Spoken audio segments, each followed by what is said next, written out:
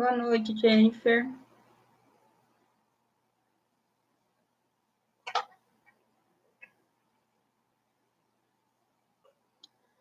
Boa noite, Maria Tereza.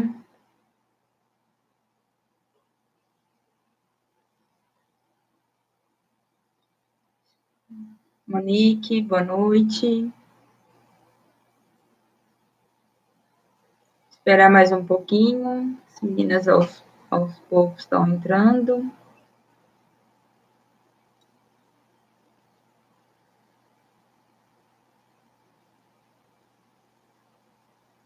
Lorena, boa noite. Kelly, boa noite. Também estou com saudades. Espero que essa situação se resolva logo, mas por enquanto vamos fazendo o que é possível, né? Yasmin, boa noite.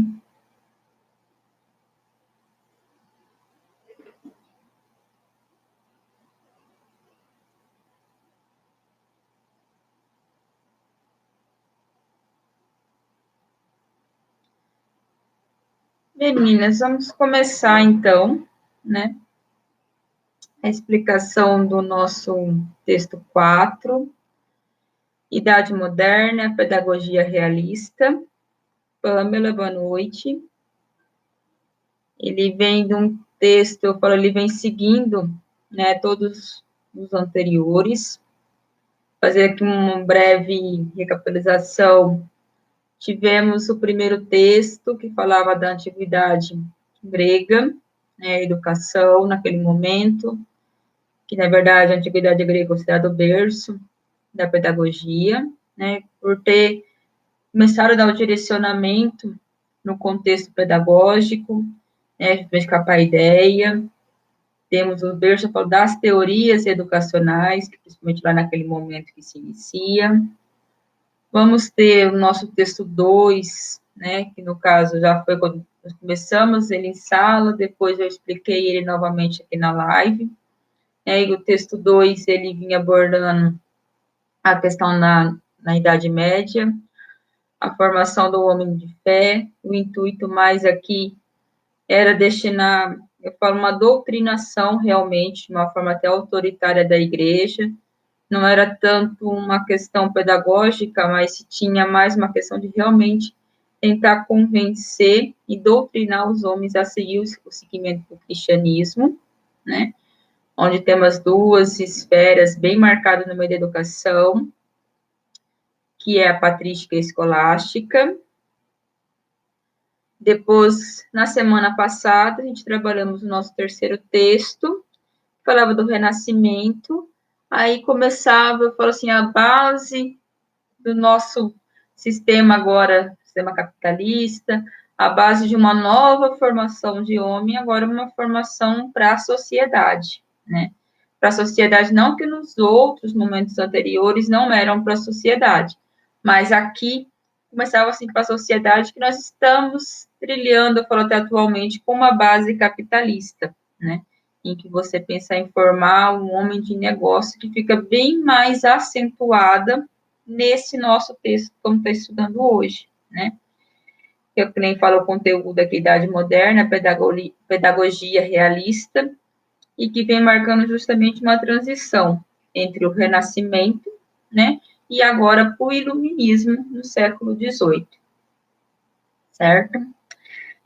Um dos recados que eu, antes de eu estar mais aprofundando aqui no texto, vocês devem ter visto que a nossa live, a partir desta semana, ela aumentou. Eu falo a questão de horário, né? Hoje agora nós temos 80 minutos, até como uma forma de tentar explicar melhor, não ser tão corrido o texto, né?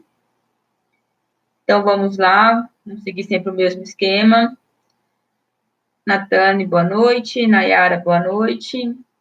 Conforme eu estiver explicando, quiserem fazer alguma pergunta à disposição, no final também vamos ter alguns minutos para alguns questionamentos, tá? E vamos lá, então. Quando eu penso, então, na idade moderna, né? A idade moderna, ela é um período também de grande renome, grande importância, aqui no nosso contexto, falo da história, principalmente no meio educacional, porque vamos começar a ter, a partir desse momento, cada vez mais específicos para a educação. Lembra que no texto anterior já foi apresentado 4 autores, né?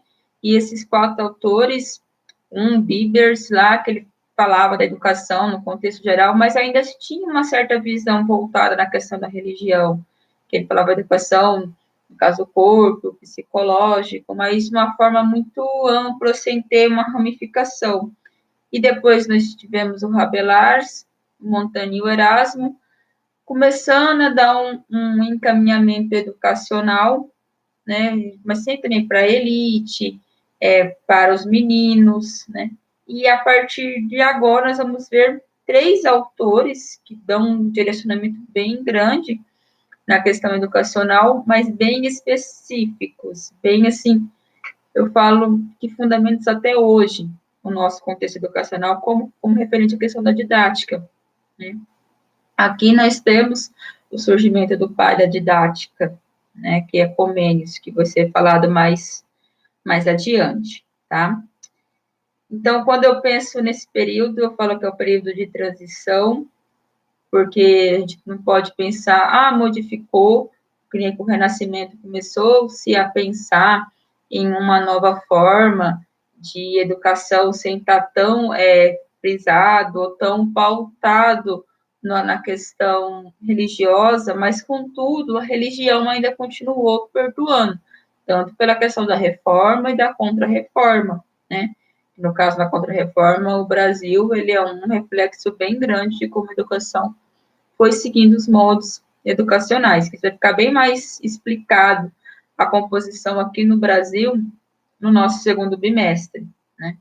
Mas esse período, então, ele vai durar até a Revolução Francesa, em 1789, que a gente for olhar, se vocês forem lembrar, no nosso primeiro dia de aula, eu entreguei uma folhinha para vocês com a questão cronológica do tempo, né, na antiguidade, período medieval, idade moderna e idade contemporânea.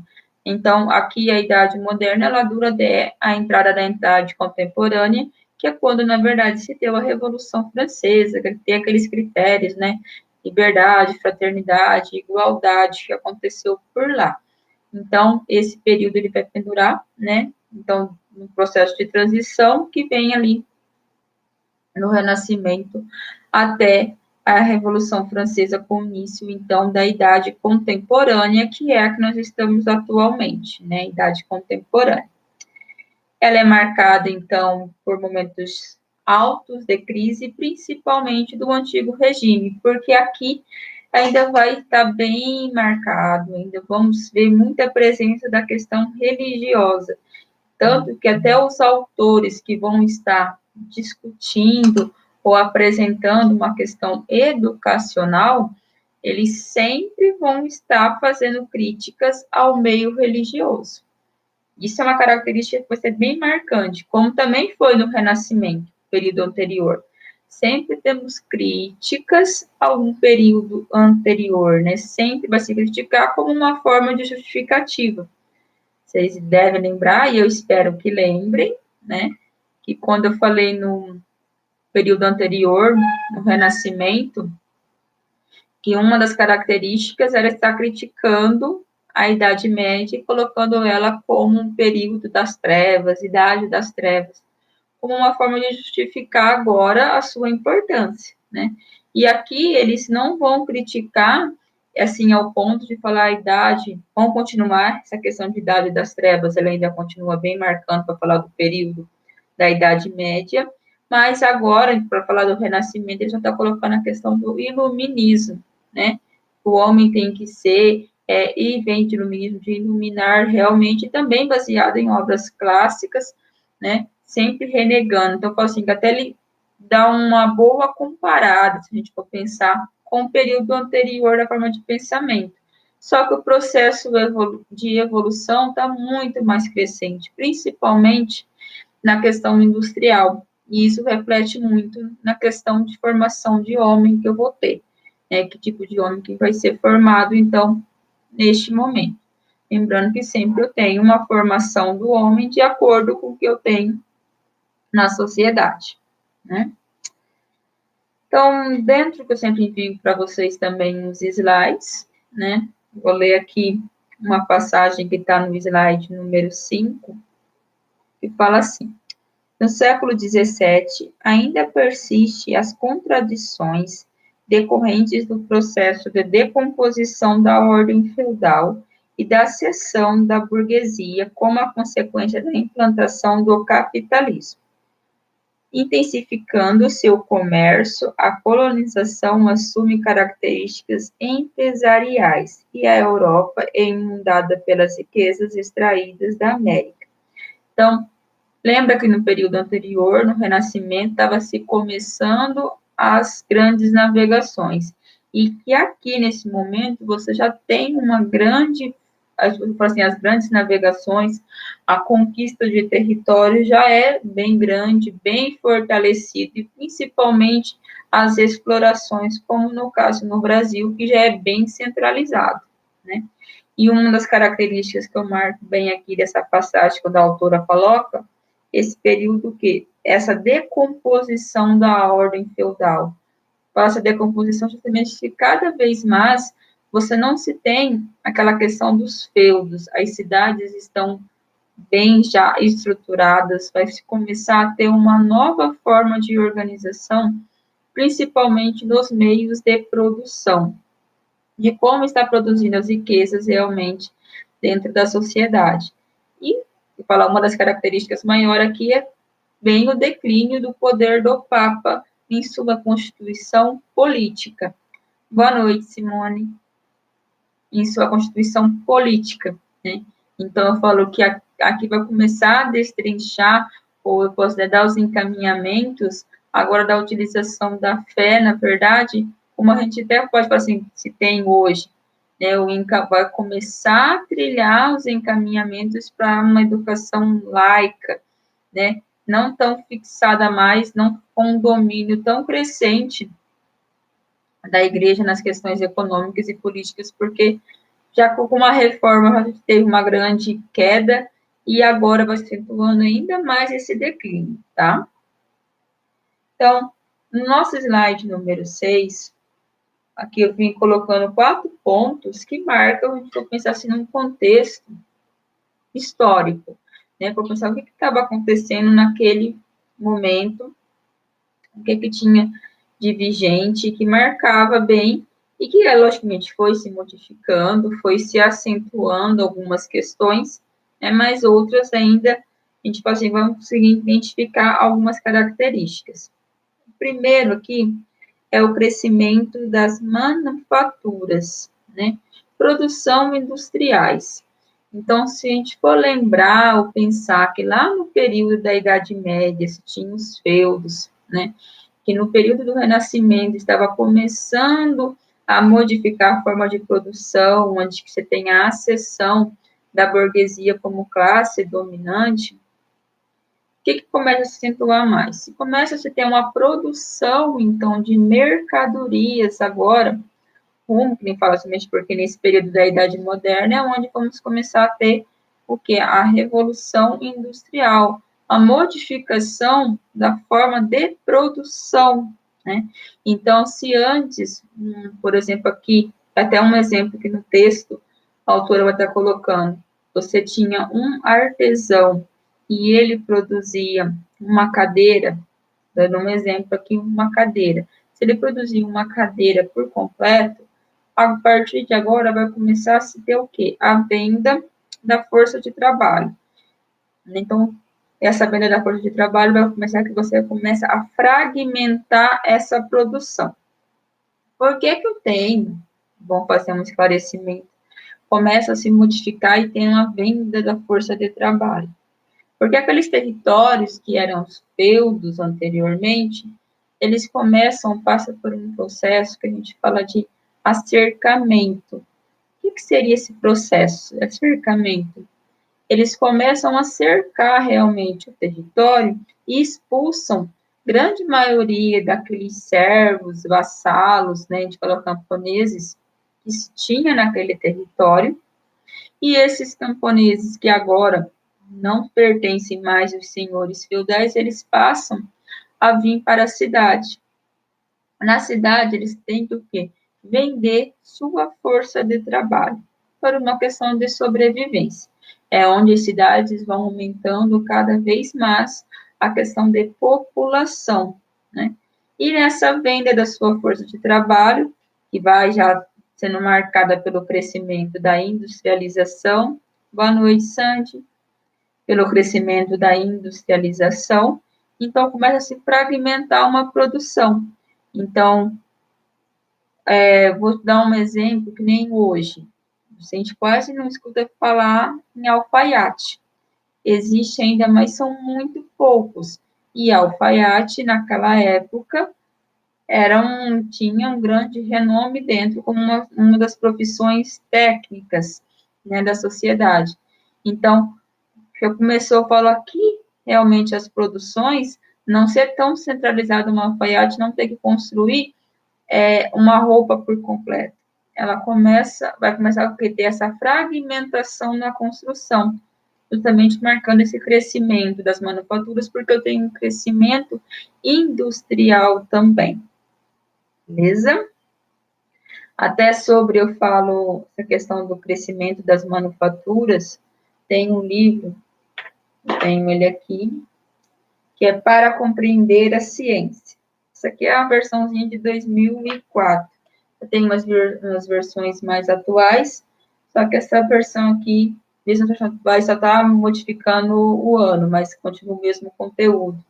E esse livro, Para Compreender a Ciência, ele vem retratando bem essa passagem, fala do feudalismo para o capitalismo e o surgimento aí de diversas ciências, né, a gente pensar, falou ciências da história, pensar psicologia enquanto ciência, filosofia, então, de diversas ramificações sendo agora comprovadas, que é a partir deste momento aqui que tudo vai dando as suas bases. Então, se anteriormente eu precisava explicar pela questão da fé, depois começou a se repensar e criticar o homem, né, por estar sempre aquela visão na fé, agora começa a se buscar todas as explicações na ciência, em você ter uma comprovação científica, técnica, sobre um determinado assunto, tá?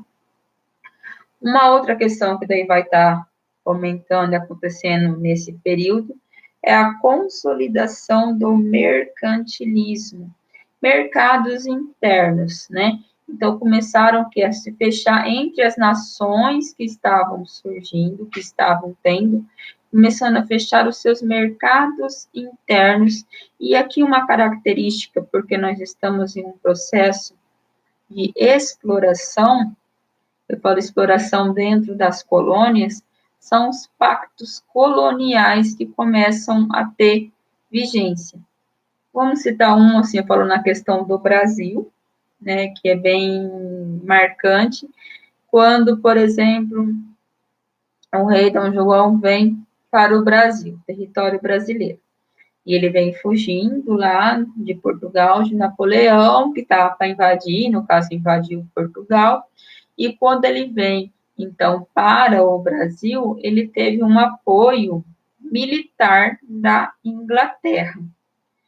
Com esse apoio militar da Inglaterra, foi fechado um pacto, né, em que o Brasil iria vender para a Inglaterra toda a sua matéria-prima, que nem pau-brasil, tudo que era extração, né, mineral, e teria, em contrapartida, ter que comprar da Inglaterra os produtos industrializados, produtos manufaturados, que lá, quando a gente fala Revolução Industrial, o ponto marcante que se tem dessas manufaturas foi na Inglaterra, né? Então, eles tiveram que comprar. Logicamente, quem saiu perdendo, é claro, que é o Brasil, eu falo enquanto colônia, mesmo depois, já enquanto império, porque ele acabava sempre vendendo a sua mão, sua matéria-prima barata, e comprava produtos industrializados num preço altíssimo, e que muitas vezes eles nem iam fazer utilização aqui no território brasileiro, por conta que lá a questão de clima é bem diferente, né? Então lá eu tenho clima normalmente frio, e aqui é um calor que, dependendo de algumas regiões, é calor até demais, né? Então, o Brasil saiu perdendo, eu falo nessa questão de pacto colonial. Só fiz um parente para a gente dar uma relembrada, né? Porque essas questões de pactos coloniais, para tentar fortalecer, eles falam, o mercado interno, foi uma característica muito marcante aqui, desse período da Idade Moderna, tá? Uma outra questão que se tem aqui é a política. Politicamente, agora vai ser o absolutismo, né? Então, se tem ainda a figura do rei, né, do rei de cada nação, só que agora não é só ele que manda, e também não tem só a questão da igreja, né? Normalmente está em algumas nações, como no caso da Inglaterra, estão se firmando a sua base o quê? A sua base parlamentarista, né? Firmando-se parlamentos. Então, começa assim, aqui eu falo, tem uma rede, uma distribuição na questão política, que antes tinha até a figura do rei, mas o rei era totalmente mandado e submisso às ordens do Papa, e agora não. Agora se começa a não ter a figura do rei, só que ele também não comanda sozinho. Ele vai depender dos seus conselheiros, do seu grupo político. E isso vai interferir totalmente na organização econômica e política, e até educacional, que vamos ver mais para frente, que, por exemplo, a questão educacional, daí poderia ter a questão do voto, o voto quem saberia a lei, quem tinha propriedades. Então, acaba tendo muita questão de fingimento mesmo, de pessoa que ela, às vezes, mal aprendia a escrever o nome só tá. Deixa eu ver, Maria Tereza perguntou, a igreja já não tinha tanto poder. Realmente, Maria Tereza já não tinha mais, porque já tinha, eu falo que ela perdeu um certo domínio do poder quando, desde o nosso texto anterior, que foi apresentado no período do Renascimento, né? Então, ali, quando se teve o Renascimento, que teve a reforma protestante, no qual teve três, a anglicana, a calvinista e a luterana, que é a mais conhecida, ali ela já começou a perder um pouco seu domínio. E aqui, então, ela vai centralizando ainda mais. Não quer dizer que fosse no meio educacional que rompeu de uma vez. Nós vamos até ver que vai ainda estar, principalmente as ordens jesuítas, vai estar muito marcando ainda no período. Mas ela já não tem aquele poder absoluto de controle. Então, aqui as decisões, por exemplo, de um rei, já não tinha que pedir conselho para um papa para ver se ele aceitava ou não. Agora já começava para os seus conselheiros, já começava para o seu grupo interno, né? E ali vai começando aquela fala assim, a nossa linhagem que nós temos na questão da política. E começaram a ter os votos por favor, por favores, né? Então, só quem tinha propriedade. Então, vai ter essas questões vão começar, eu falo, aqui a trilhar, né? Até esse encaminhamento. Mas o domínio da igreja já sobre as decisões políticas já não ocorre como em períodos anteriores, principalmente na Idade Média, que ocorria com maior frequência. Só um pouquinho.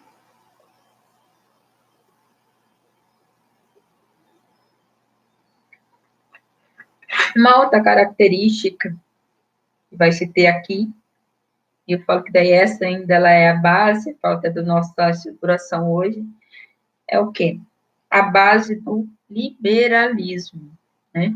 Então, o liberalismo, ela é uma doutrina que ela defende muito a questão do individualismo, né? Da questão da propriedade privada, né? E aqui ela vem surgindo, essa base, justamente por quê? Porque vai se acentuando ainda mais o modo de produção capitalista. Lembro que nesse slide 6, quando eu falei assim, crescimento das manufaturas, esse crescimento das manufaturas está marcado com a questão industrial, né? Então, já não é aquele modo feudal mais de produção. Então, aqui começa a depender o quê? Você, por exemplo, vou dar um exemplo assim bem singelo. Você, enquanto indivíduo, se você precisa vender sua mão de obra para você conseguir a questão de sobrevivência, então vai depender de você, do indivíduo. Você, enquanto pessoa individual, né? Não é o Estado fornecer. Que essas questões hoje nós já temos mais acentuadas também. Mas aqui eu falo que é a base, porque ele vai estar defendendo que tem que ter a propriedade privada, que cada pessoa vai conseguir um emprego de acordo com a sua capacidade individual. Né? Então, está na questão de escolarização. Se você consegue um cargo, eu falo assim, você vai conseguir um emprego melhor se você tiver escolarização. E hoje até ainda já comentei isso na sala de aula para vocês. Não é o fato de você ter um ensino superior que te dá uma garantia de emprego. E que nesse momento aqui, como quase nem todos tinham acesso a contexto educacional, nós falava, se você tivesse acesso à educação, você teria um emprego garantido. E é depender muito da questão individual. Mas aí tá, eu acho que nem se eu pego vocês, todos vocês não querem realizar uma pós-graduação, não querem ir a fundo, mas será que todos têm condição de realizar? Né? Eu falo assim, mas na nossa base aqui, a gente começa a pensar nessas questões individuais que vêm surgindo aqui na idade moderna, né? E até quando eu falo assim que ela se surge nesse período, porque um dos seus idealizadores é John Locke, que também vai dar o seu direcionamento para o meio educacional, tá? Ele tem também os encaminhamentos para isso. Então, essas são alguns pontos, assim, eu falo que são bem marcantes aqui do período, do momento, né? Falo que acho que um dos maiores é você entender que a questão do capitalismo está se firmando, eu falo daí de fato, como modo de produção, principalmente marcado pela Revolução Industrial, que vai estar crescente nesse momento, né? Um novo modo de produção, né? Que você está, onde aqueles camponeses que foram expulsos, no caso dos feudos, têm que, para a sua sobrevivência, vender sua força de trabalho. E os trabalhos manufaturados, então, vai estar surgindo, onde, consequentemente, isso que eu falo, reflete até os dias atuais, em que uma pessoa, ela não produz, por exemplo, se eu falar para você, uma costureira que trabalha em uma firma, eu sei que eu conheço algumas que não conseguem, por exemplo, eu não sei produzir uma calça por completo, porque faz o quê? Fragmentos, né? Então, começa daqui, essa fragmentação, de você fazer só uma parte. Vou pensar numa construção de um carro. Um carro, ele é feito em partes. Começa daqui, é pensar em você fazer em partes o processo, né? No caso da industrialização. Tudo bem? Vamos lá, então. No nosso slide 7, uma passagem que fala assim: um dos aspectos progressistas do pensamento liberal resiste na origem democrática e parlamentar do poder político, determinado pelo voto e não mais pela condição do nascimento. Então, até eu comentei já um pouquinho, de certa forma anterior, porque aqui não vai se ter mais, até casa com uma pergunta que a Maria Teresa perguntou aqui da questão do poder da igreja, porque vai se começar a ter as questões do parlamento. E quando fala nessa questão da origem democrática, essa origem democrática vem marcando bem ali com os ideais propagados na Revolução Francesa. Então, começa a ter um outro direcionamento sobre a organização política, né, que, consequentemente, vai vir já com uma questão econômica, né. Então, anteriormente, se falava o quê? Que quem tinha seção, a questão de domínio político, era quem estava ali, já tinha uma condição de nascimento. Então, se você nasceu rei, se você nasceu entre os nobres. Mas agora não se tem mais essa questão. E por que não se tem? Aí eu falo, revolta um pouquinho no texto anterior, quando fala da acessão à burguesia. né? Que a burguesia era o quê?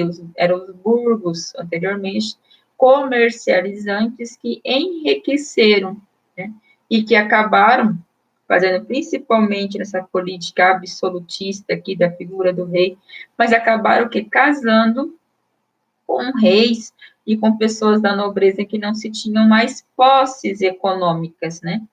Então, aqui você já tem uma outra modificação. Então, não é o fato de você ter nascido dentro de uma classe, era se você tivesse o quê? Condição.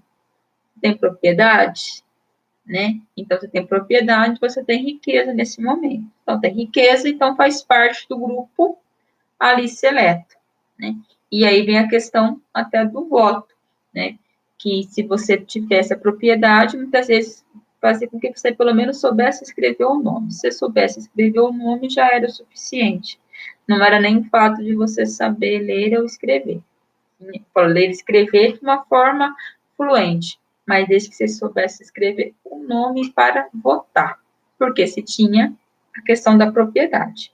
Então, que tem uma inversão aí de valores, que anteriormente era condição da onde você nascia, e aqui, na verdade, era se você tinha propriedade.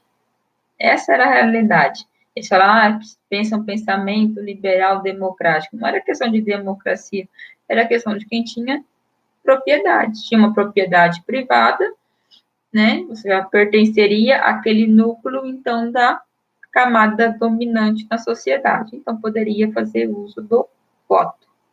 Tá? Nesse mesmo slide, tem uma outra passagem que fala assim: embora a teoria liberal se apresentasse como democrática, é inevitável encontrar na sua raiz o elitismo que distingue com expressão dos interesses da burguesia. Então, vem aquela questão que, por mais que falar, está surgindo a base ali da igualdade, que todos temos direitos, principalmente com a Revolução Francesa, isso vai ficar bem mais marcado, mais forte, só que nem bem, como eu falei anteriormente, quem tinha propriedade, se tinha um domínio maior, se tinha, era considerado praticamente o quê? Tinha o poder de exercer a cidadania, que no caso era o quê? Votar pelas decisões. Então, continuava, de certa forma, essa questão elitista, né, de estar fazendo uma seleção, porque continuava quem tinha domínio, quem tinha um domínio, falo na questão econômica, né? Então, esse pensamento de questão democrática, ele afirma que ele tomou uma grande força, principalmente com uma revolução, mas a Revolução Francesa, ela veio, não é surgiu, hoje deu a Revolução Francesa, não, um processo gradual também, de anos, em que se foram pensando uma nova forma de pensar, nova forma da população estar participando, e que é claro que foi se espalhando entre as nações, né, e seja no território, enquanto nação, no contexto europeu, e também esse contexto já se fez vigente nos seus países que foram, no caso, colonizados como o Brasil, enquanto colônia. Porque mesmo as decisões na colônia, ou que depois se tornou império, ele também seguia esse mesmo molde. Só poderia estar votando, poderia ter algum controle ou domínio político quem tinha propriedade. Então, quem tinha propriedade ficava em um determinado, sob controle de um determinado território da colônia. Então, era quem tinha propriedades privadas. Então, a questão de dinheiro continuava marcando totalmente as relações, tá? E visto essa questão, contexto aqui todo, econômico, político, que estava marcando bem esse momento, eu falo principalmente a consolidação do sistema capitalista, né, de você pensar agora na questão individual, né, as bases, né, da questão do individualismo, então, se você consegue a sessão, se você consegue ter um direito, se você consegue votar por uma questão individual, que aqui vai começar a trilhar bem as suas bases, vamos ter uma nova forma, que é a questão do pensamento. Como pensar, o que o homem estava pensando neste momento, tá? E aí tem uma passagem, tem um slide número 8, que vem colocando justamente isso, pensamento moderno. o que marca este pensamento moderno. Então, a autora coloca assim: desde o Renascimento, ou seja, a gente viu bem no texto anterior, o homem começou a opor ao critério da fé e da revelação a capacidade de discernir, distinguir e comparar a própria da razão. Então, desde o período, eu falo anterior, se você pensar e questionar daí o poder da igreja, já era algo bem marcante, e que é claro que aqui, quanto mais você preza o individualismo, quanto mais vai se pensando na questão de propriedade de riqueza, vai se acentuando ainda mais você ir contra o que era colocado pela igreja, né? E, no caso, quem tinha que ter o domínio ali era bem a igreja. Então, aqui vai se acentuando ainda mais, vai se pensando muito mais no individual, se pensando muito mais no homem, né? Então, essa questão já vinha, essa constatação, você pensar, eu falo dos critérios da fé no meio da política, era crescente e aqui claramente ia se acentuar mais. Então, a mentalidade crítica sobre essa visão era bem maior. Então, a busca pela laicização do saber e a luta contra os preconceitos e a intolerância. Então, buscavam o que, na verdade? Que o conhecimento, a partir de então, ele não fosse mais tão preso, não fosse destinado a uma vertente religiosa. A gente fala laico sem a presença da religião. Então, aqui se acentuou mais as discussões, então, os pensadores que foram surgindo nesse momento, eles estavam trilhando para isso, para que o conhecimento que fosse produzido não ficasse preso mais ao contexto religioso, mas que fosse além, né, porque mostrando sempre a questão da razão, e agora vem a questão da ciência, né, de você estar comprovando e provando tudo pela ciência, né, e vamos entender a ciência agora como comprovação técnica mesmo.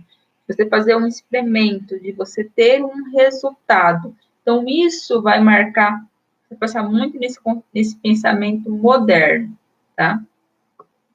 Outra questão que daí temos aqui é o que? A representação, vai começar um grande pensamento, o que? Da tendência antropocêntrica. Antropocêntrica vem do quê? Do homem seu centro. Então, lembra que isso, até assim, na nossa live anterior, eu expliquei, no texto anterior também é frisado isso. Se tinha, quando eu pego na Idade Média, a visão teocêntrica, Deus sendo o centro de tudo. Essa visão antropocêntrica do homem passar a ser o centro de tudo, já estava sendo presente ali no texto no período do Renascimento, e que agora se acentua ainda mais. Ele vem com mais força, né?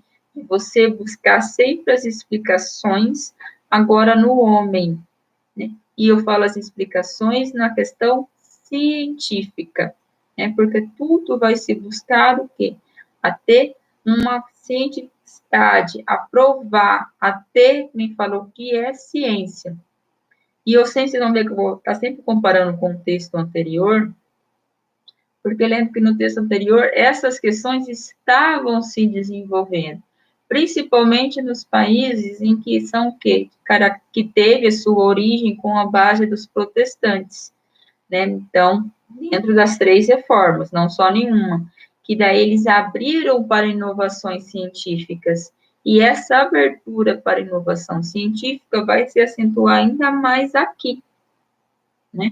Ainda mais se acentua aqui, em que agora realmente você tem que ter uma comprovação, sempre vão buscar isso.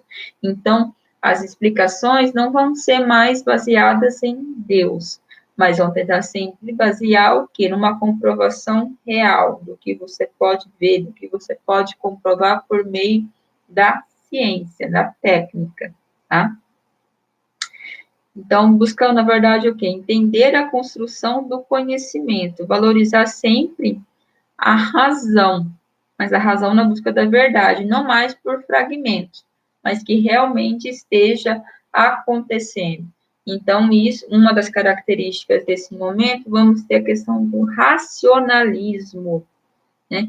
De você buscar sempre o uso da razão, e uma questão ali de, principalmente eu falo nos meios educacionais, perdão, vem da questão de você buscar experimentos, estar realizando experimentos, então partir da prática, né? Vem sempre nesse direcionamento para quê?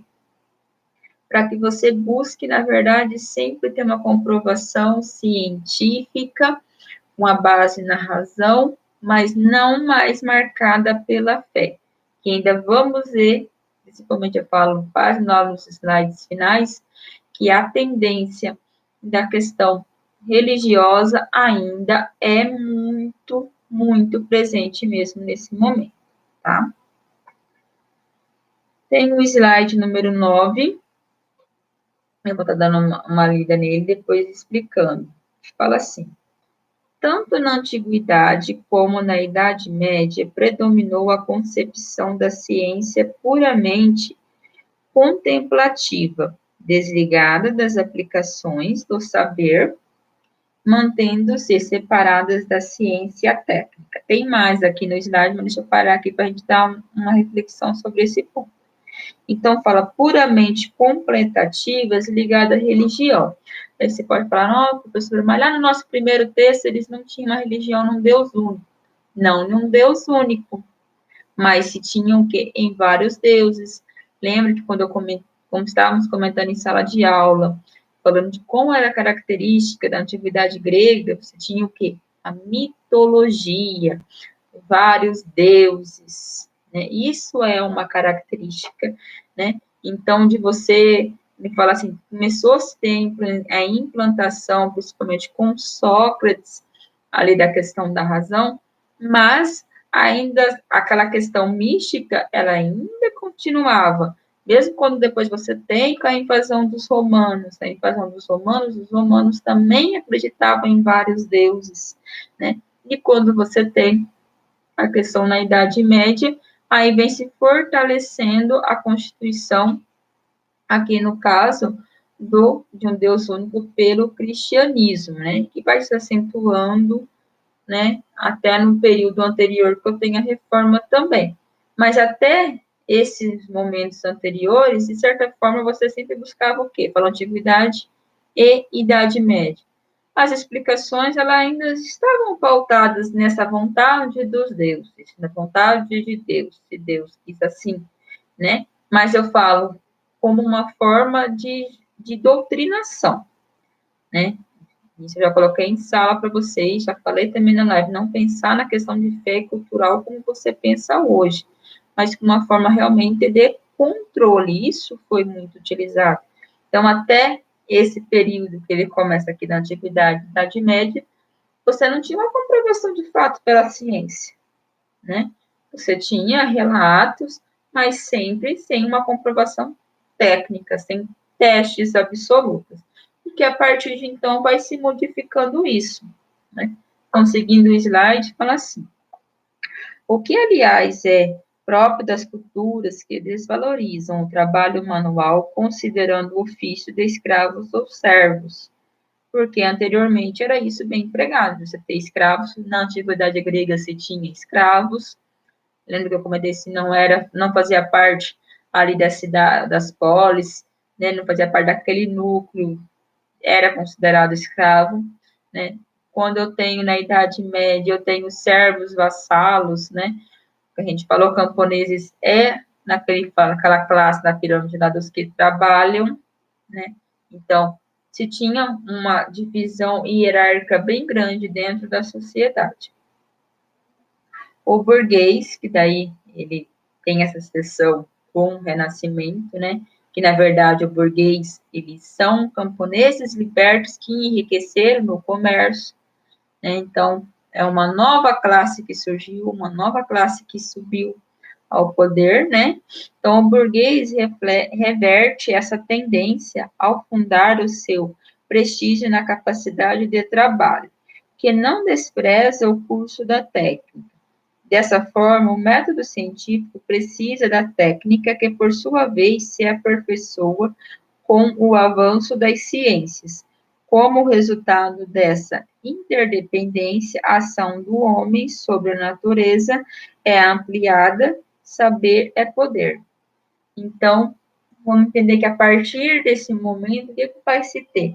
Se você sabe, você tem poder, você tem domínio. E aí é onde vai se ter o quê? Um renascimento muito grande do saber científico. Então, o saber científico, ele vai ser a expressão grande da burguesia. E a burguesia, por ter uma questão de dinheiro, ela vai conseguir realmente provar, né? Então, ela vai buscar o quê? Fazer essa articulação agora entre a técnica e a razão, para mostrar cientificamente, para conseguir comprovar algo, e não ficar no mundo das ideias ou falando sem ter uma comprovação. Então, vai se ter testes, isso eu falo em vários segmentos, seja no meio industrial, né, no meio da organização social. Então, vamos ter vários testes para comprovar que aquilo ia dar certo ou não, tá? Vou pegar um exemplo aqui, tudo bem que começou lá para o século XIX, mas vocês estudaram isso ano passado. Não foi comigo, mas foi na disciplina Educação e Trabalho, quando fala lá na base de organização do trabalho dentro da indústria, o Taylorismo. Alguém tem certeza que deve ter lembrado aí, né? Então, o Taylorismo foi o quê? Uma modificação na forma de organização do trabalho por meio da técnica. Então, foi se fazendo o quê? Estudos, né? Então, a partir daqui começa, se eu falo isso, a você fazer estudos, fazer técnicas para provar algo. Então, vamos buscar sempre, ele coloca o saber é poder, porque é poder também, porque quem tem o dinheiro para conseguir fazer, né? Então, é claro que quem vai estar fomentando essas questões de inovações científicas são os burgueses, porque eles vão ter o dinheiro para isso, tá?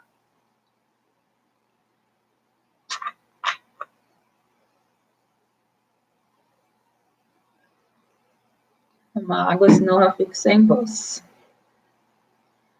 Então, vamos lá, dando continuidade aqui. Uma das questões que vai começar a surgir nesse momento é o quê? A crise da consciência europeia. Eu falo assim, o que é essa crise da consciência? Da forma justamente como você pensar, de como está formulando os conhecimentos. Então, é uma passagem que a autora coloca, assim, ao opor a ciência contemplativa, um saber ativo, o homem não se contenta em apenas saber por saber, como uma simples espectador da harmonia do mundo, mas deseja saber para transformar.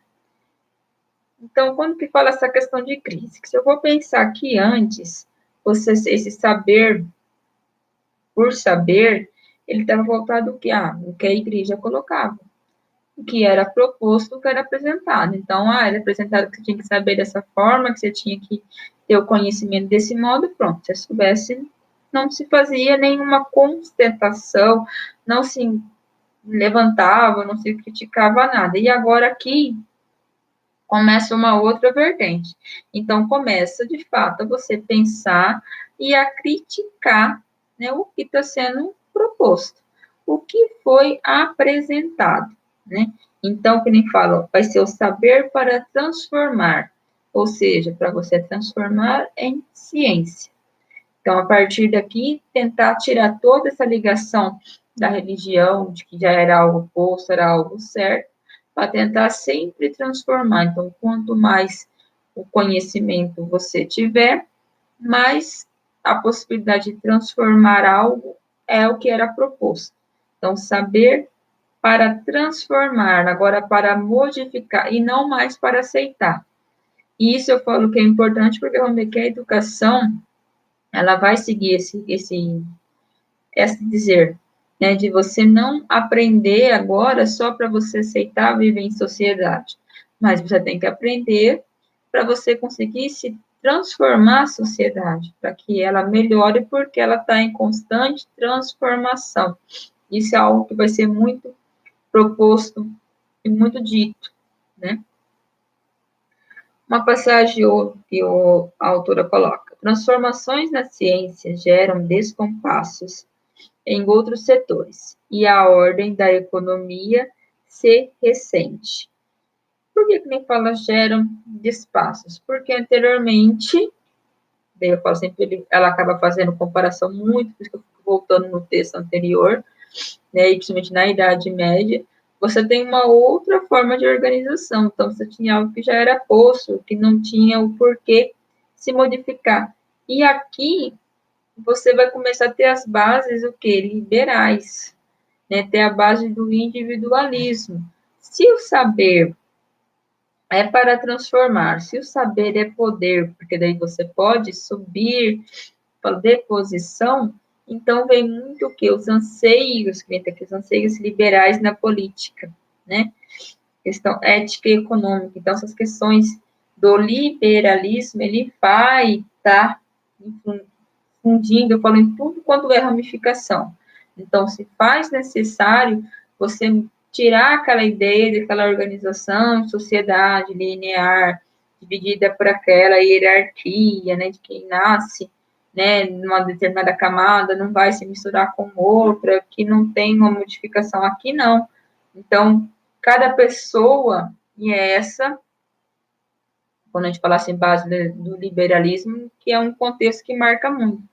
Essa modificação, a sua acessão, a sua representação dentro da sociedade, ela está de acordo justamente com seus anseios individuais.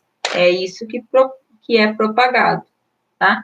Então, se você consegue ter uma acessão dentro da sociedade, é porque você tem esses anseios, né? E que é claro que aqui vai simplesmente se fundar e se fechar, ainda mais quem tem a questão econômica, tá? Que no caso aqui são a seção aos burgueses. E uma das características que vai falo assim, se sustentar ainda mais aqui é a presença do quê? Da família nuclear, que hoje a gente modifica, não se tem mais. Você tem a família nuclear, mas você tem, falou, outros tipos de família, mas que aqui você tem uma consciência muito grande, muito forte, eles vão propagar. Por que vai ser propagada a importância dessa família nuclear? Porque vai se ter o estreitamento dos laços familiares, né? Então, o que é uma família nuclear? Aquela família formada pelo pai, pela mãe, né? Um casal, e no caso pelos filhos. Cada família vai ter o seu encaminhamento. Anteriormente, você tinha o quê? Você tinha, que nem fala normalmente, às vezes, o pai, dali do pai, quem era, qual sendo o chefe da família, era quem tinha, era o primogênito, né, o mais velho da família, e ficava tudo sempre em volta ali dele. Então, quem iria assumir o controle ali depois daquela família, normalmente era, se ele não tivesse filho homem, seria o outro irmão. Então, passando-se em questão de ser primogênito, sempre naquele laço familiar. Quem tinha um controle até na questão econômica era quem era o primogênito. E agora, quando você vai pensando numa questão individual e dessa acessão da burguesia, se modifica isso. Então, vai se criando o quê? Esse firmamento dessa família nuclear, agora família individualizada. Então, vai ter o pai, vai ter a mãe, vai ter os filhos. Os irmãos, por exemplo, se for contar com o meu irmão, já tem que formar o quê? Outra família, né? Mas sempre era priorizada essa questão do casal de adulto. Quando eu falo que hoje você já não tem mais essa característica, você tem ela, sim, famílias nucleares, mas você também tem a mãe separada, casada de novo, a mãe solteira ou pai solteiro, casais, nem falou homossexuais, você já tem uma diferenciação. Hoje nós não temos, não é o que prevalece só a questão da família nuclear. Você já tem dentro da sociedade atual outras ramificações de família, mas esse pensamento de família nuclear, né, em que coordena e que manda dentro do seu território individual, tem surgir aqui na Idade Moderna, tá? E uma das características, para quem está acompanhando aí pelos slides, vai ver que tem uma imagem, então, de uma família com as crianças, né? Que isso também é um dos pontos que se fala bem, né? Aí no texto, até ela faz menção a um autor, o Felipe Arrier, né? Que esse autor, Felipe Arrier, ele fala que é aqui, no período da Idade Moderna, que você tem um surgimento da concepção de infância. Por que ele fala esse surgimento, dessa concepção de infância nesse período? Ele fala isso porque ele fala que anteriormente ele faz uma análise, esse autor, na verdade, uma análise em obras de artes, né? E ele analisa várias obras de artes ao longo dos anos, tá? E aí ele começa a falar que a partir do século XII, a criança começa a ser representada nas pinturas, nessas obras de artes. Mas quando ela fala que começa a ser representada, não é que ela é representada ali com os traços de criança. Ela começa a ser representada como um adulto, na verdade, em miniatura. Então, com a mesma vestimenta e com os traços dos rostos também. Se tiverem curiosidade, for pesquisar, quando jogar aí no Google, a criança no século XII, XIII, XIV, XV, vocês vão ver isso que é bem evidente. Tem obras de arte em que, na verdade, parece que é só uma adulta ali, no tamanho miniatura, porque eu falo os traços do rosto não são traços de criança, são traços, na verdade, de adulto, e são representados, principalmente, seja na figura que a gente fala religioso, né, onde vai estar a figura de Jesus e de Nossa Senhora, seja na figura de um anjo, que normalmente sempre era representada pelo adolescente e não conduzia a idade de fato da criança, ou seja, ela é representada assim umas vestimentas, né, a criança nua, mas que daí, o que eu destaco nessas formas de representação? Porque sempre elas não eram representadas como crianças, com traços de criança, né? Muitas vezes os abdômenes, né, sempre definidos mesmo, aqueles gominhos mesmo, falando no abdômen, que não é uma característica de criança, né? E aí, só a partir deste momento, é que ele fala assim, que as representações em obras de artes de fato começaram a representar a criança, né? Então, com suas bochechas, né? Representar elas realmente com vestimentas próprias para a criança, né? E essa representação, ela vem aqui desse contexto da família nuclear, né? De você ter um outro olhar de como vai estar essa organização social. Então, dessa forma de nova organização, você teria uma representação da criança diferente. E eu falo a representação da criança, né, da forma de como ela era visualizada dentro da sociedade. E criança, sempre, eu sei que já comentei isso em sala, criança é característica biológica, mas a infância, como ela é visualizada, como ela é entendida dentro da sociedade, é o que? É a infância, sua representação social, tá? Então, é nesse contexto que vai começar a ter justamente por essa tendência de laicização, né, de você tentar não apresentar mais só a questão religiosa. Então, ver que assim, a transformação na forma de pensar era bem grande.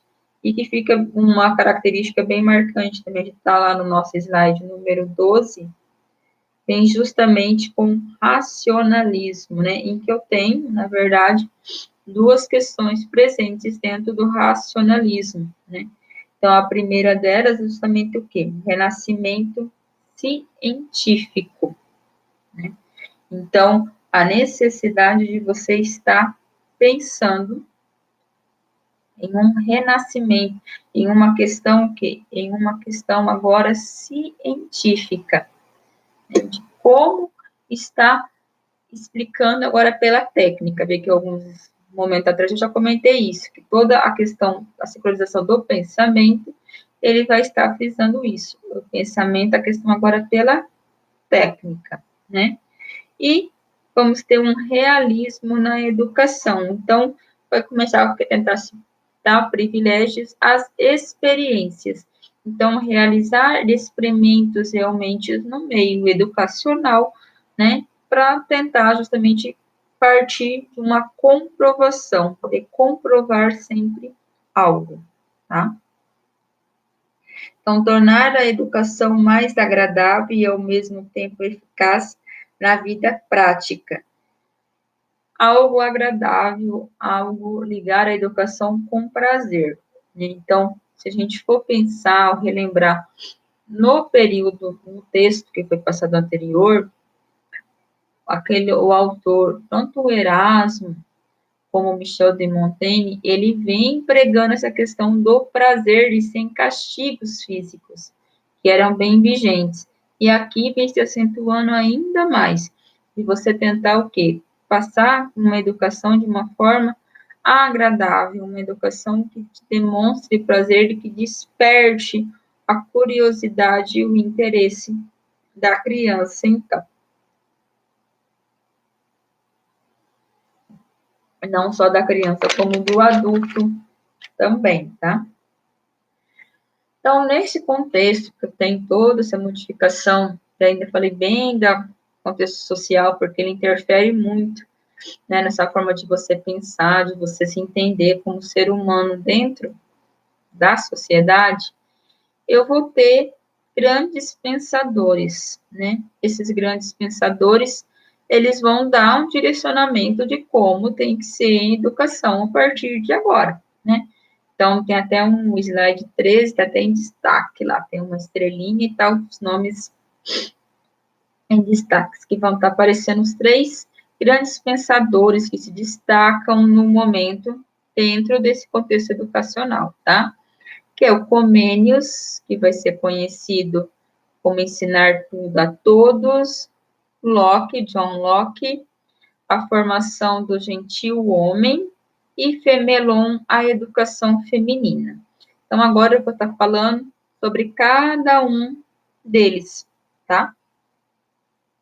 Quando eu pego, então, o Comênios. E o Comênios, então, ele nasceu em 1592, faleceu em 1670, né? Então, século XVII, final do século XVI para início do século XVII.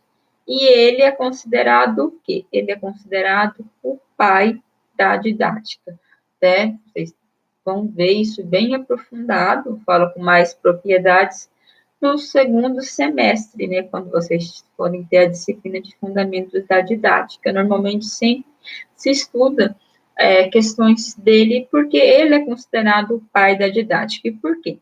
Ele criou, se vocês estiverem acompanhando os slides que eu estou lendo aqui, os tópicos que está contado nele, ele criou o quê? Manuais de organização do ensino, didática magna, é a principal obra dele. Então, ele criou justamente como tem que ser o ensino, né?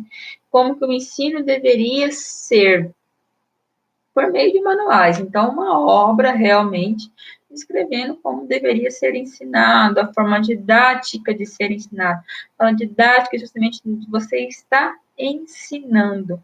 A didática, ela é um ramo da pedagogia, né? Por isso que a gente fala, nós temos essas disciplinas, mas ela sempre é o quê? Ela é uma ciência que busca o quê? A arte de ensinar.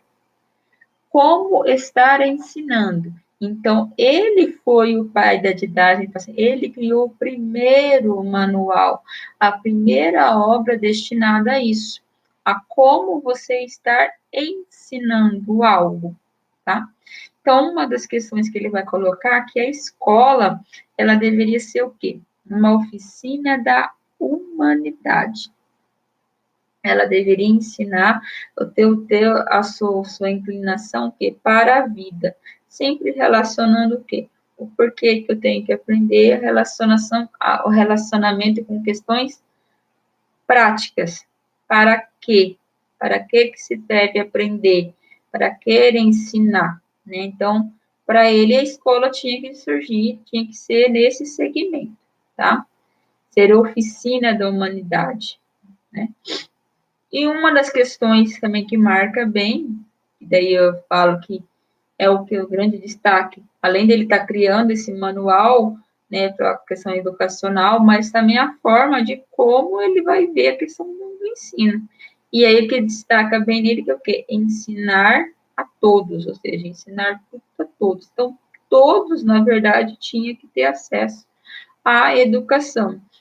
Tem uma passagem que eu coloquei aqui, ó, Panfolia, ou sabedoria universal. Então, ele defende, na verdade, a universalização do ensino, em que você não deveria seguir um ensino por classes, mas todos deveriam ter um ensino de qualidade da mesma forma, né? Tendo, justamente por você ter que ter esse acesso a tudo.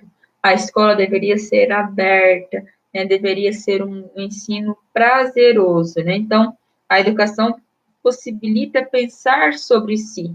Então, se a educação possibilita você pensar sobre si, todos deveriam ter acesso à educação, tá? Então, esse é uma grande, eu falo, importância dessa obra, tanto por ele ser pensar justamente em um manual de como estar ensinando, mas também por visar que justamente a educação tem que ser para todos, diante da sua importância de compreensão. Cada indivíduo consegue, na verdade, se compreender dentro da sociedade, tá? Um outro autor é o John Locke, né? E Locke, então, ele nasceu em 1932, faleceu em 1704, e ele foi preceptor, a gente fala professor de um nobre, né? Ele escreve, que nem fala dentro da sua obra destinada à educação, ele escreve para a formação de um filho de um burguês, de como tem que ser a educação desse filho desse burguês, que daí fala assim, da formação do gentleman, né? Gentleman, ou seja, aquele cavaleiro, mas diferente do cavaleiro que nós tínhamos na Idade Média, que era o que lutava. Esse não, esse é aquele homem refinado, aquele homem que se porta, aquele que sabe abrir a porta de um carro, que tem toda uma educação, né? Então, ele vai escrever para a formação desse homem de negócio que está surgindo dentro da sociedade naquele momento. Ele não tem só sua influência no meio educacional, ele tem influência muito grande na economia, na política, porque ele é o pai do liberalismo, que vem escrevendo, ele escreveu, na verdade, obras destinadas à questão do liberalismo, né, de defesa da propriedade privada, de defesa do individualismo para o funcionamento social, tá? Então, uma questão que se destaca nele, que fala ele é um representante, é claro, dos interesses burgueses, até porque ele escreve para a burguesia, ele vai representar esse interesse com toda a sua vigência, né? Ele, diferente do Comênios, ele não defende a universalização da educação, porque justamente para ele deveria governar era uma demanda classe, tanto que fala aqui no slide 15, a formação dos que irão governar é aqueles que serão governados deve ser diferente. Então, para ele, a educação tem que ser diferente, ou seja, ele está defendendo realmente interesses da classe burguesa, né? Só que daí o ponto que se destaca quando a gente fala na questão educacional, tá? Até que eu deixei em destaque lá no slide, que fala assim, propõe o tripé, desenvolvimento físico, moral e intelectual. Então, característica do gentleman, ou gentil homem. Então, um homem para viver em sociedade, aquela sociedade que estava em modificação, ele deveria ter o quê? Desenvolvimento físico, desenvolvimento moral, de conduta realmente, e um desenvolvimento intelectual. Esse era o tripé da formação do homem, gente, o homem para viver dentro da sociedade, tá? Um outro autor, então, vem é o Fénelon. Então, o Fénelon, ele nasceu em 1651, faleceu em 1715, né? E ele vai dar uns direcionamentos na nossa educação aí destinada às mulheres.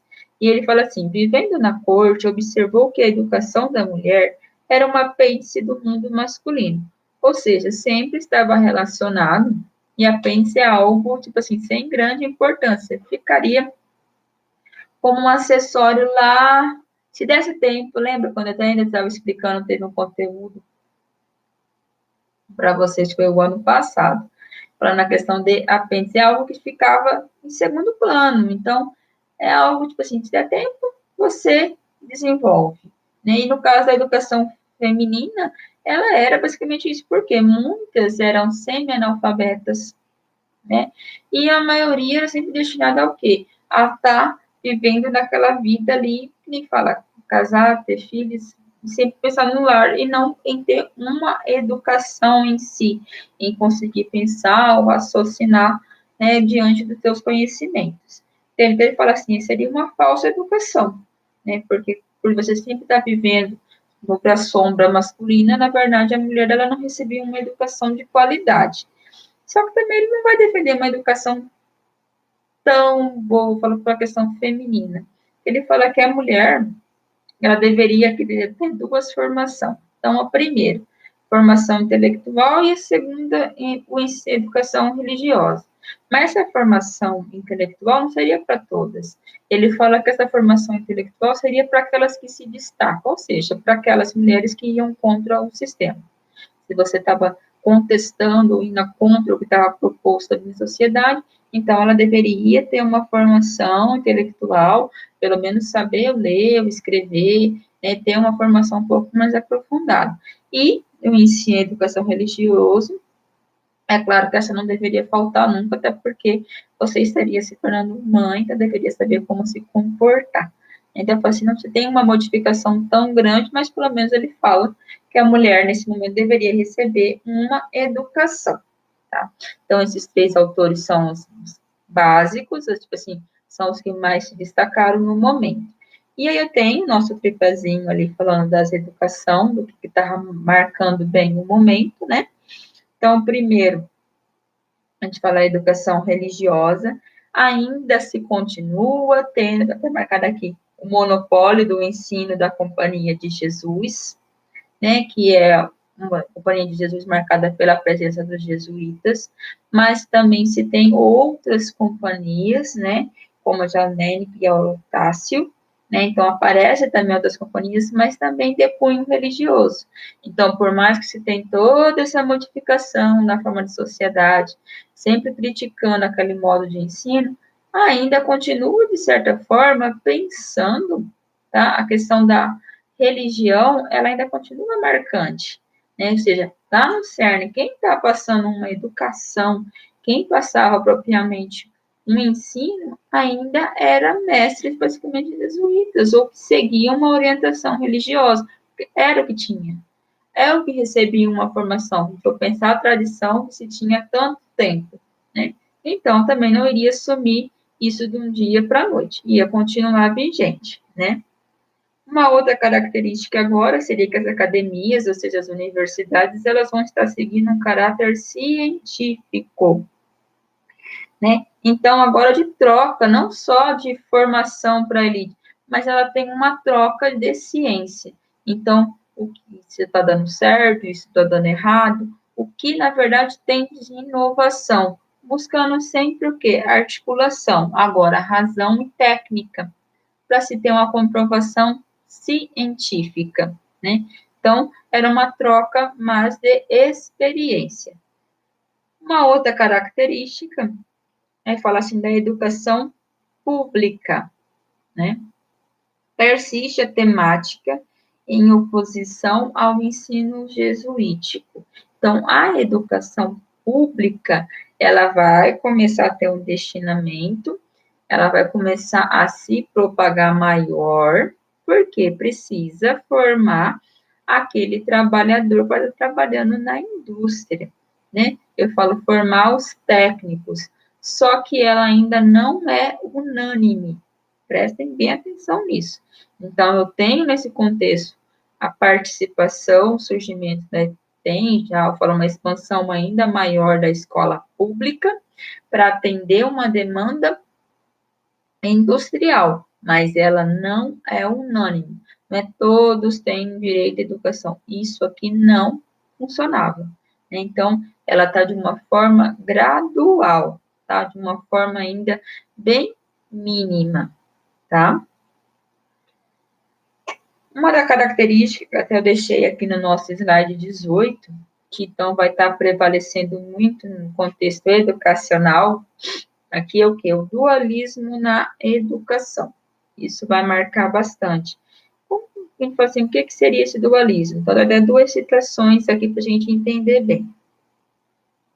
Por um lado, existe as aspirações de uma pedagogia realista e, em alguns casos, até universal. Ou seja, por um lado, vai estar se propagando a utilização do racionalismo, né, de você estar buscando sempre uma comprovação agora científica, estar utilizando a razão com a fé, perdão, a razão com a técnica para mostrar essa comprovação científica, né? Meio do racionalismo, vai estar se priorizando, se destacando que a educação tem que passar pela questão do experimento, tem que ser algo prazeroso. Então, por um lado, na educação, eu vou ter essa vertente. Mas, por outro lado, né, por outro lado, para além das decisões dos filósofos, dos teóricos da educação, de uma maneira geral, as escolas continuam ministrando um ensino conservador, predominantemente nas mãos dos jesuítas. Então, por outro, mesmo se tendo grandes inovações, com se tendo grandes teóricos pensando que a educação ela tem que ser diferente, mas ainda, se for pensar assim, lá no chão, no contexto real, você ainda tem uma grande presença do quê? Da vertente religiosa, tá? Desse ensinamento jesuítico. Se tem ensinamento jesuítico por meio dos jesuítas, eu tenho a presença religiosa. Então, observam que o quê? Mesmo com toda a inovação, romper, né, com essa questão, com essa vertente religiosa, não aconteceu de um dia para a noite. Né? E vamos ver, principalmente lá no nosso segundo bimestre, que quando eu penso no contexto aqui no Brasil, ele é bem drástico. Tipo assim, para romper, para tentar se romper, tem que ter expulsão, foi assim, algo até meio violento, né, para acontecer. Então, você tem esse dualismo dentro preso na educação. De um lado, você quer mudança, pensa assim, em modificar, e por outro lado, acaba ainda o ensino religioso estando marcando a forma de estar ensinando em ambos os campos, né? Então, para a gente estar refletindo sobre todo esse contexto aqui, eu penso que se tem esses três pensadores que se destacam, cada um de seu modo, pelo menos em como você ensinar a todos, no caso de Comênios, em como você pensar nessa formação, aí no caso é do Nobre, mas você pensar que a formação de um ser humano deveria estar englobando a questão física, moral e intelectual, né? E o terceiro, então, foi pelo mesmo dando, eu falo assim, não seja uma educação totalmente crítica, né, que a gente pensa que a mulher tem que ter, mas ele dá um destinamento, né, a uma educação feminina, né, que ela vai partir do intelectual de acordo com a aspiração de cada um. E pensar, quando eu pego no contexto religioso, contexto da educação, que eu tenho a questão religiosa ainda marcante, que os jesuítas ainda está, mesmo você defendendo dentro de uma academia o contexto, o conhecimento, a religião ainda está marcante, e que o ensino, no caso da educação pública, ela não é unânime. Ele vai começar, vai se expandir cada vez mais a escola pública nesse momento, né? Mas para uma formação de mão de obra, para estar trabalhando dentro das indústrias, principalmente. com esse crescimento da manufatura que ocorre ali, tá? Então, no contexto geral, quando eu penso na questão da educação nesse momento, eu tenho esses patamares. Bem, meninas, eu acabei explicando todo o texto. Gostaria de saber se vocês têm alguma dúvida, né? Podem estar escrevendo, ficou alguma parte que alguém não entendeu, quer que eu retome algum ponto. Vocês entenderam bem o que as minhas explicações, só colocam aí para mim ter uma noção, se sim, não. Se querem que eu retome alguma coisa. Estou aguardando agora só vocês escreverem alguma dúvida, ou se não tem nenhuma dúvida, tá?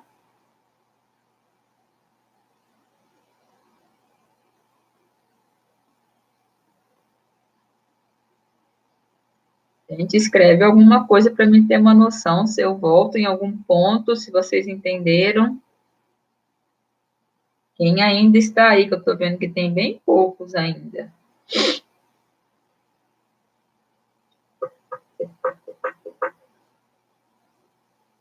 Ninguém tem dúvida?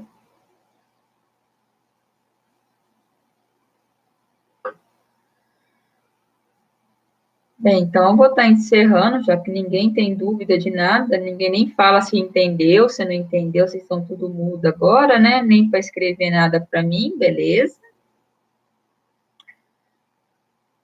Obrigada, Maria Tereza. Alguém explicou, perguntou alguma coisa? Crise da consciência europeia. Monique está tranquilo, beleza. Quando fala aqui, Maria Tereza, essa crise da consciência europeia, vem ligada justamente da forma que era a organização antes. Antes eles eram muito baseados na questão da religião, está sempre ligado ao quê? Você tinha que saber para você entender. Eu vou falar assim, agora ficou mais confuso. Você tinha, se você soubesse, né, era só necessário você saber para você viver dentro da sociedade. E a partir de tanta inovação que você tem dentro da sociedade, na questão econômica e política, agora não basta só você saber, você tem que saber para modificar ela, porque se você modificar ela, você tem a possibilidade de você ter uma seção dentro da sociedade. Uma seção que eu estou falando é questão econômica, né? Então, agora, até, tipo assim, tem que saber para transformar, porque a questão individual está marcando. A questão individualista não tem mais aquela família grande, né, marcada pelo primogênito, né, fala assim, primogênito ser o controlador de tudo. Agora eu tenho o quê? Eu vou ter família nuclear, marcada sempre pelo individualismo, né, então era necessário você tentar adquirir o conhecimento o máximo possível para você conseguir se transformar e principalmente para você adquirir riqueza, porque não tem mais aquela divisão, é isso que vai ser propagado, né? Então, todos têm a possibilidade de subir a uma demanda na sociedade, ou seja, uma classe hierárquica, desde que você aprenda. Mas esse seu aprendizado tem que visar sempre o quê? Transformar. Você conseguiu entender, Maria Tereza? Quer que eu explique de uma outra forma? A Tânia tinha entendido.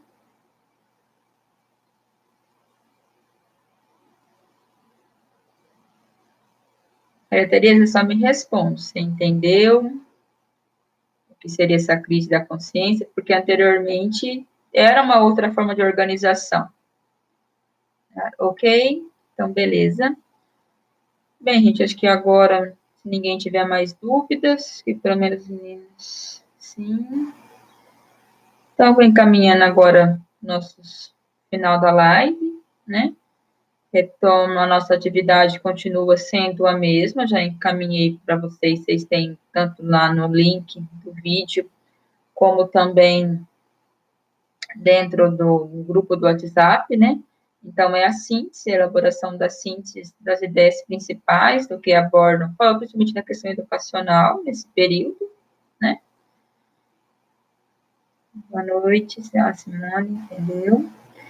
E aí, nós estamos finalizando isso, né? E eu, até quinta-feira, Então, eu vou estar colocando já o nosso vídeo, e aí eu falo o nosso último texto antes da nossa avaliação, porque eu falo assim, ele é um textinho um pouquinho mais longo, ele tem um pouco mais denso, né? Vai até demandar, eu falo uns dois encontros para a gente estar discutindo ele.